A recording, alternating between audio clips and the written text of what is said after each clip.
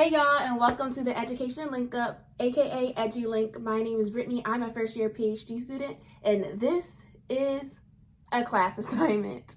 Anytime I have the option to opt out of writing the paper, I take it. So today we are going to go through my qualitative methods portfolio with some grows, glows, and some theory, linking that theory to what I've been able to do in practice in class. So without further ado, let's get into it. All right, so some ground rules. If you see me look down, it's because I have my computer here. I'm looking at the slides. I will be sharing some of them up on the screen, but yeah, that's what I'm looking at. Our agenda for today. First, we're gonna look at our topic and research question.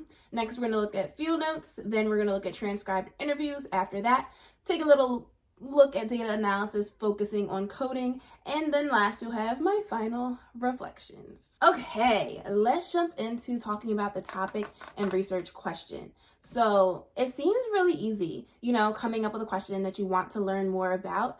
But what I did not realize before engaging on this assignment was that a lot of questions that I come up with are quantitative in nature. So there's a difference between a question that can be answered qualitatively versus quantitatively. And we'll talk about that a little bit more. But first, I'm going to show you my initial research question. Boom. Oh, that was a mouthful. But I really thought that made it qualitative, but we'll come to learn that there's a little bit of a nuance there. So then I upgraded and updated my research question after I learned a little bit about how to develop a qualitative question. How did I get here? How did I change my question, you might ask? These are the things I learned. I learned that there's a difference between a variance question and a process question. Variance questions often ask the difference between things, or look at the relationships between things, or search for some type of correlation, which can be answered somewhat in a more quantitative fashion. Whereas process questions, which lend themselves more to qualitative work, ask how and why. They focus on the process of a phenomena and really thick description, y'all. That's my new favorite phrase, thick description. I think I know what it means. I don't really know. I know what it means, but that's my new favorite phrase. Next, we learned a little bit about evaluating the phenomena. So focusing in on a phenomena and then zooming in to what you don't understand and formulate a question that will help you unpack that. So when you think about this broad question, you saw that my initial question had a lot of, I call them trigger words, like a lot of words that were like, oh, culture-relevant pedagogy, racial, like all of these things where it's like, okay, let's zoom in and focus on something and then unpack that.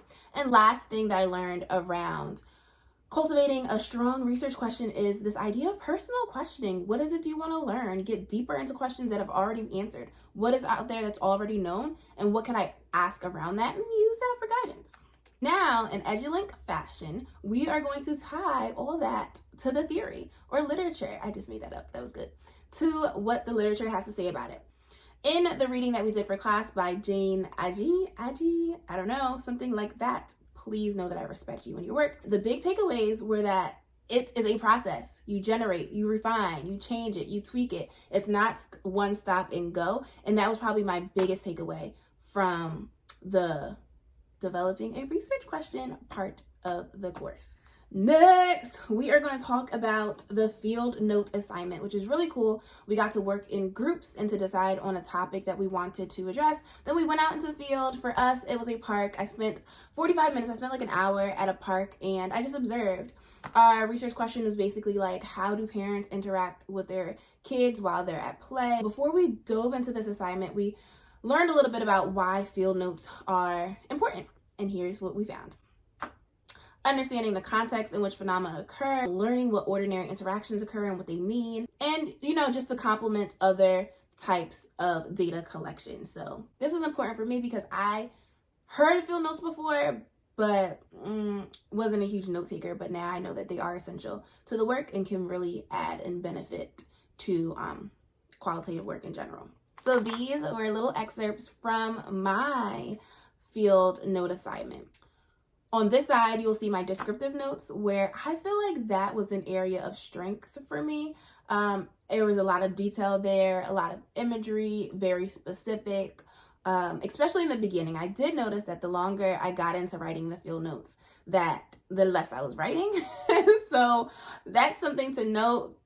Field notes take time, they take diligence, and get your wrists ready, okay? But yes, the level of detail you see represented here, I think is something that was strong and something that I can continue to do as long as I, sustain it.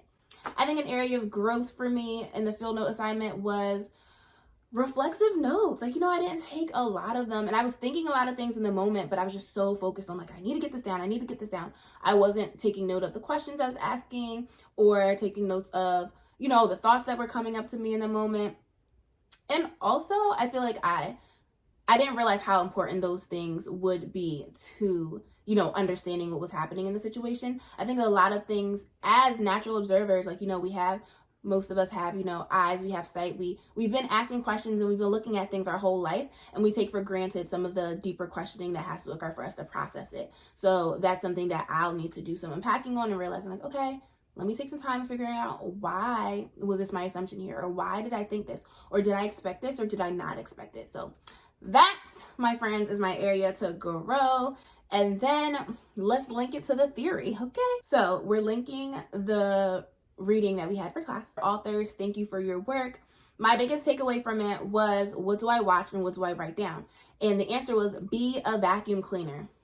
Y'all, because vacuum cleaners suck everything up. And that is it. I think another place in the book it said more is more. And in qualitative data collection, you can't really have too much, and especially in the beginning as a new qualitative researcher, I'm pulling in as much as I can, and then afterwards you might find oh, this is where I want to zoom in on, these are the questions I have, this is whatever is important. You won't know that in the beginning, so you want to take in as much as you can.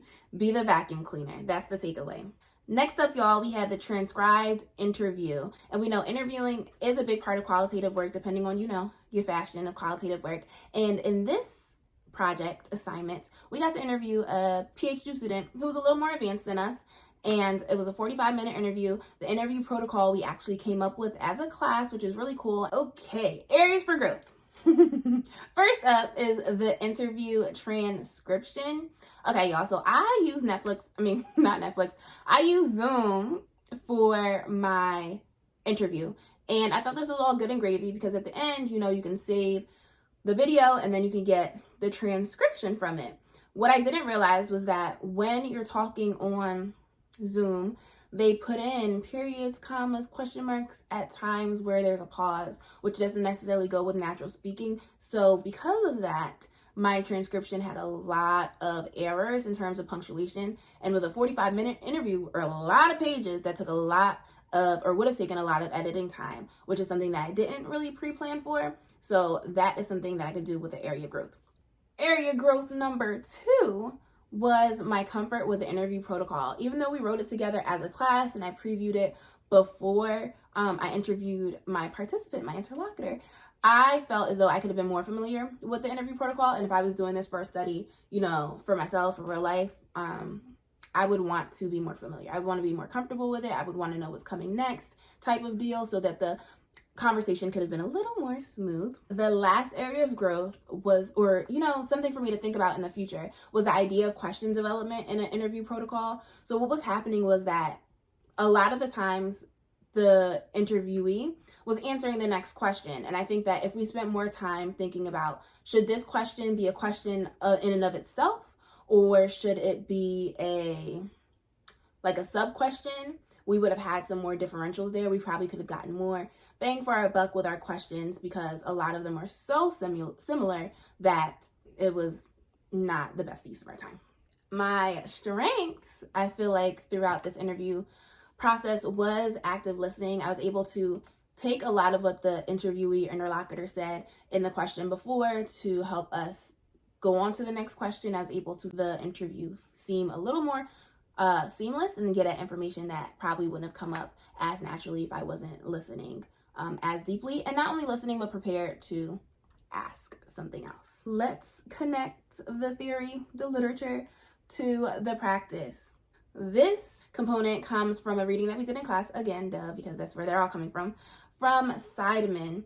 One thing that I've learned throughout this course is the goal of qualitative inquiry isn't just to know what you want to know or understanding the way you want to understand it, but it's really to get at the root of what do people think of themselves? Like, it's to get into their stories, get into, you know, the perspective of the person telling the story and uplifting that voice. I think specifically in this quote where it says, and the meaning they make of that experience really hit home for me, because like, I shouldn't be, yes, we're coding, we're analyzing data, and we're doing all that stuff, but I don't want to ever take on the voice of like, this is what I know that they mean by this. We're literally searching for an understanding that comes from the participants. We are pulling up on the last component of this methods portfolio, and that is the data analysis. So there are a lot of ways to analyze data. One that we zoomed in on in class was coding. We coded the interviews that we just talked about. We got to do this as a group. We created a code book with definitions. We went back and coded and pulled examples. And you can see an example of my work here. My big lessons learned and taken away from the coding process was that it is cyclical, okay? It's cyclical. It could go on forever. I really valued working with a group for this, because we were able to push each other and we were able to come back to like, okay, is this a really important code? Is it encompassing the things that it needs to encompass? Do we need another code to get into the nuance of this? And we were able to push back and forth for that. It was very important to go back to the interview. So it's like you're in the creating the code, going into the interview, writing what it means, creating the code, discussing it with others, going into, like, it really is a cyclical thing. But like, I got the understanding that that's what it's supposed to feel like. Then a huge takeaway was that you need a strong coding dictionary, because it provides clarity. You don't want to have to go back and look at your coding dictionary and be like, what did I mean by this? Or what counts and what doesn't count? You want it to be as clear as possible. And an additional thing I learned is, if it isn't, go back to the coding, make changes, or maybe that's an insight into your work that you need to, delve deeper in or zoom in. Let's connect it to the theory or, the literature. All right, y'all, this quote is a little long, so bear with me. This quote, I think, was really meaningful because it just spoke to the power of coding and the very different dynamics that goes on through coding. And I think that through my work with my group, and then going back to my interview and then taking a look at their interviews and seeing how, a code captures different things but means the same things, but there are different nuances in it, really spoke to the complexity and the importance of coding for qualitative research. So yeah. Last, we have my final reflections, and overall, qualitative research is fun, y'all. It is a lot of work. It is very time consuming, and that's something that I'm coming to learn a lot of. I can see that it's going to be something that is tedious. It's going to take a lot of time. It's going to feel really cyclical, but I really have enjoyed it so far and can't wait to learn a lot more. And I know there's a lot more to learn in terms of qualitative researching. But yeah, I hope that you enjoyed this video, some of my glows, some of my grills, and getting into some of what I've been able to do in the class so far. And then look forward to more of my classroom assignments. This page is for classroom assignments. Maybe I'll come on here and talk a little bit about my journey as a PhD student as well, but I'm just dropping all my assignments here, honey. So check them out if you can.